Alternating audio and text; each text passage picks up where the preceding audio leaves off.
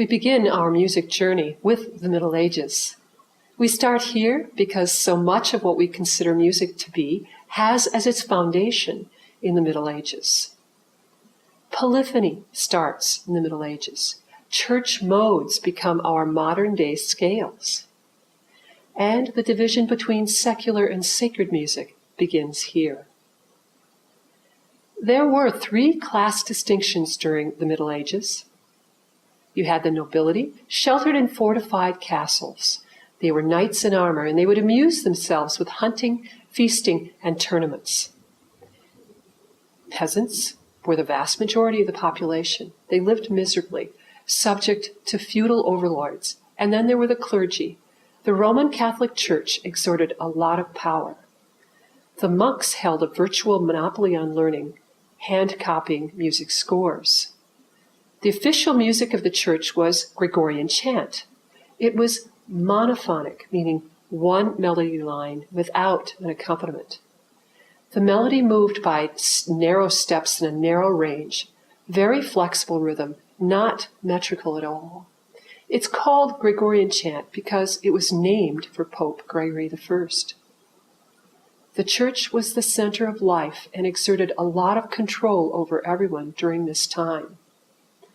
They had the human and financial resources to write down the music and create scores. So your important musicians were priests. Now, women were not allowed to sing in church, but they did make music in convents. Only sacred music was notated, and instruments were not used in church. Few medieval instruments have survived. Music manuscripts do not indicate tempo, dynamics, or rhythm. The Gregorian chants were based on church modes, the foundation of our current scales, for there were different whole and half-step patterns. Now listen to the Alleluia Vidimus Stellam on your CD number 1, track 47, and listen for the non-metricality of the music, i.e. no pulse or beat, and the stepwise movement. It's restful for a reason. It was used in church. It has a spiritual purpose and therefore makes it restful. Our first composer was Hildegard von Bingen. She's the first composer of Western music whose biography is actually known. She wrote more than 70 pieces. She could not sing in church but wrote music for the women of the church or the nuns. She was the 10th child in her family, which meant that she was given to the church to raise, known as a tithe baby.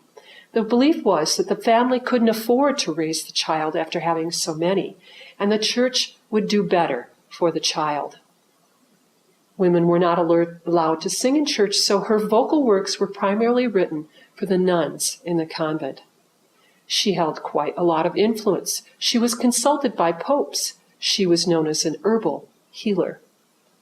Now listen to O Successores by von Bingen.